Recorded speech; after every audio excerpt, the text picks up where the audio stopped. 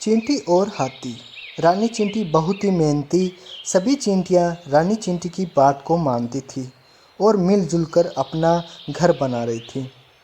उसी जंगल में अप्पू नाम का एक हाथी भी रहता था जो बहुत ही शैतानी करता था। ऐसे तो सभी जानवरों के साथ बहुत मस्ती करता था। जब चींटियों का घर बनकर तैयार हो गया तब अपने लिए चींटियां खाना जमा करने लग गई। हाथी कहता है, तुम इतनी मेहनत क्यों करते हो? बहुत थक जाते होंगे। मैं अपनी सूंड से तुम्हारे घर को कभी भी नष्ट कर सकता हूँ। ये मेरे बाएं हाथ का खेल है। हाँ। ऐसा कहकर अप्पू ने अपनी सूंड में पानी भरना शुरू किया। कुछ पानी पिया और कुछ चींटियों के घर पे डाल दिया। इससे रानी चींटी को बहुत बुरा लगा। उसने कहा, हम तो इतनी मेहनत से घर बना रहे हैं अप्पू, पानी डालकर हमारी मेहनत को बर्बाद मत करो। मैं जो चाहूँ कर सकता हूँ। तुम बहुत घमंडी हो अप्पू। हम सभी जानवरों को मिल के रहना चाहिए। हम एक दूसरे के काम आ सकते हैं। तुम इतनी छोटी सी चींटी मेरे क्या काम आ सकती हो? कुछ दिनों बाद जब जंगल में एक शिकारी आया, उसने अप्पू को पकड़ने के लिए जाल फैलाया और उस जाल में अप्पू फंस भी गया। तभी रानी चींटी की नज़र शिकारी पर पड़ी। उसने अप्पू हाथी की जान बचाने की सोची। वो अप्पू के पास गई और बोली, अप्पू दोस्त, घबराओ नहीं। मेरा दोस्त चूहा तुम्हारा जाल काट देगा और इस शिकारी को तो मैं मज़ा चखाती हूँ। सभी चींटियाँ शिकारी के पास गई और उसे जगह जगह काटने लग गई। शिकारी दर्द से तिलमिला उठा और जंगल छोड़कर भाग गया। चूहे ने अप्पू का जाल काट दिया और अप्पू ने चींटियों से माफ़ी मांगी और कहा, मुझे माफ़ कर दो चींटी रानी, हम सबको मिलकर जंगल में रहना चाहिए। आज से मैं तुम्हारा दोस्त हूँ।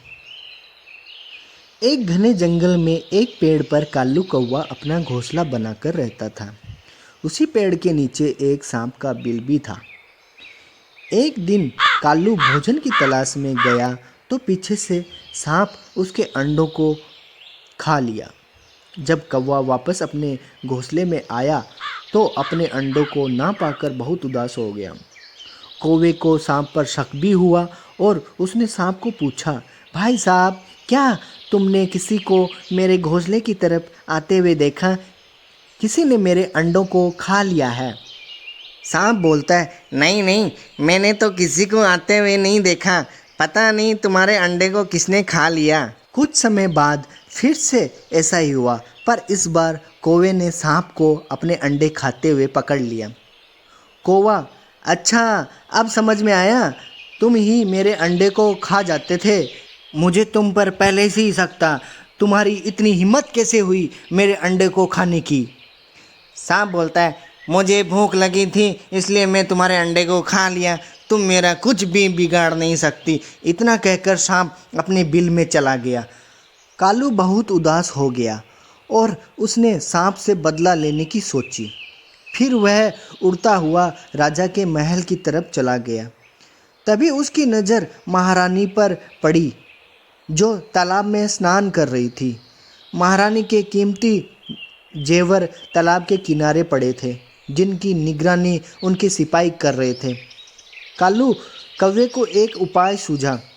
वह एक लंबा सा हार अपने पैरों में फंसाकर उड़ गया। यह देखकर सभी सैनिक कौवे का पीछा करने लग गए।